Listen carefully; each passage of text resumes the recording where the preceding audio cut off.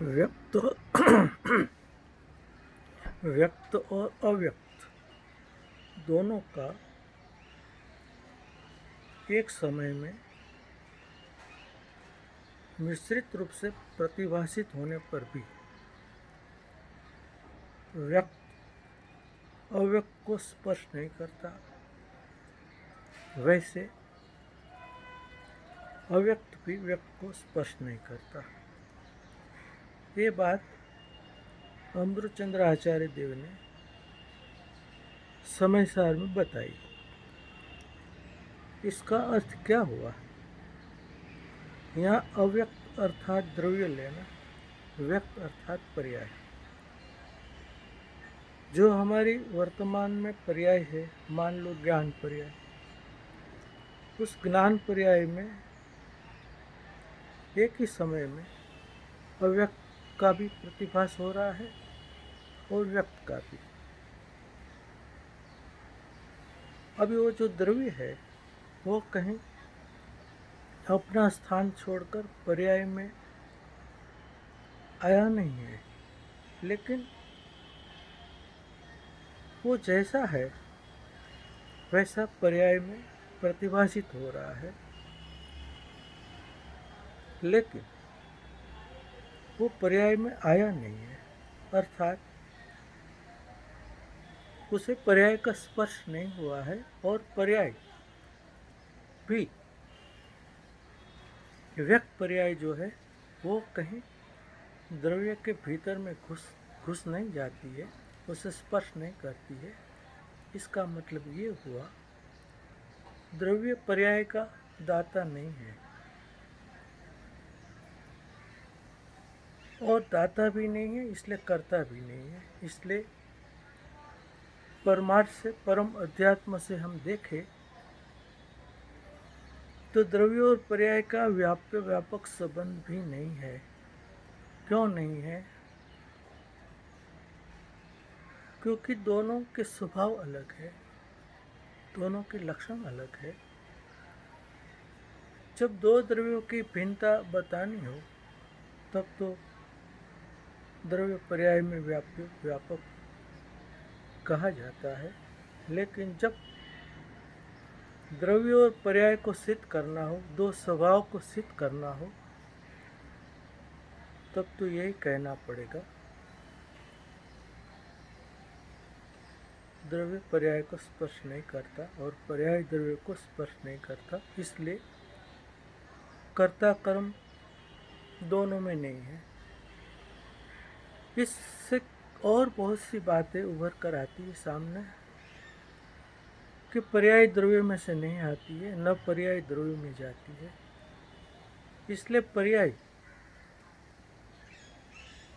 भले हम ये कहें ये द्रव्य की पर्याय, ये गुण की पर्याय, परंतु वास्तव में द्रव्य की कोई पर्याय नहीं होती, गुण की कोई पर्याय नहीं होती। क्योंकि द्रव्य को, मान लो हम ज्ञान गुण को द्रव्य कहें, अभी ज्ञान है, उसका दो धर्म नहीं है कि वो परिणमन भी करे और गुण के रूप में भी बना रहे, क्योंकि गुण परिणमन को स्पर्श नहीं करता। गुण में से कोई परिणमन आता ही नहीं है, गुण कभी परिणमता ही नहीं है। इसलिए गुण का दो धर्म नहीं है, अपरिणमन और परिणमन। गुण तो त्रिकाल अपरिणामी है, इसलिए गुण कभी परिणमता ही नहीं है। परिणमन तो पर्याय का होता है, पर्याय त्रिकाली नहीं है, त्रिकाली गुण है। द्रव्य त्रिकाली है, पर्याय त्रिकाली नहीं। पर्याय एक समय का है, द्रव्य तीन काल का है। इसलिए भी द्रव्य पर्याय का कर्ता भी नहीं और स्पर्श भी नहीं करता, और द्रव्य अपरिणामी है, त्रिकाल अपरिणामी है। ऐसे द्रव्य की दृष्टि हुए बिना सम्यक दर्शन का जन्म हो ही नहीं सकता। कोई द्रव्य और पर्याय को मिलकर दृष्टि का विषय माने तो बहुत बड़ा दोष है। क्योंकि उन्होंने द्रव्य का स्वरूप और पर्याय का स्वरूप जैसा है वैसा जाना नहीं और माना भी नहीं।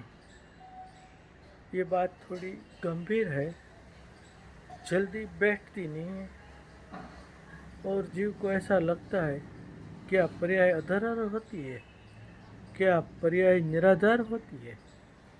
तो कहना पड़ेगा हाँ भाई, है तो ऐसा ही।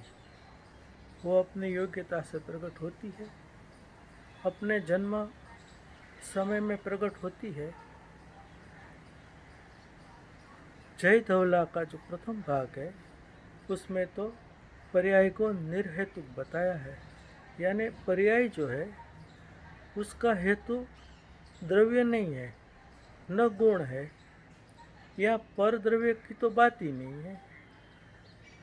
तो वहाँ पर पर्याय को निर्हेतुक बताया है, अर्थात वो स्वतंत्र है। उसका कारण, उत्पत्ति का कारण वो स्वयं है।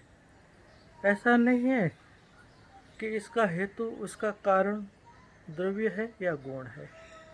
यानी पर्याय बिना गुण की, बिना द्रव्य की होती है, लेकिन पर्याय होती जरूर है। पर्याय का निषेध नहीं है, पर्याय है जरूर, लेकिन द्रव्य की पर्याय नहीं होती, गुण की पर्याय नहीं होती। ये परम अध्यात्म की बातें हैं जिसके ऊपर बार बार मनन करने पर, पूज्य गुरुदेव श्री के इसके ऊपर हुए मार्मिक प्रवचनों के ऊपर गंभीरता से विचार करने पर ये समझ में आ सकता है।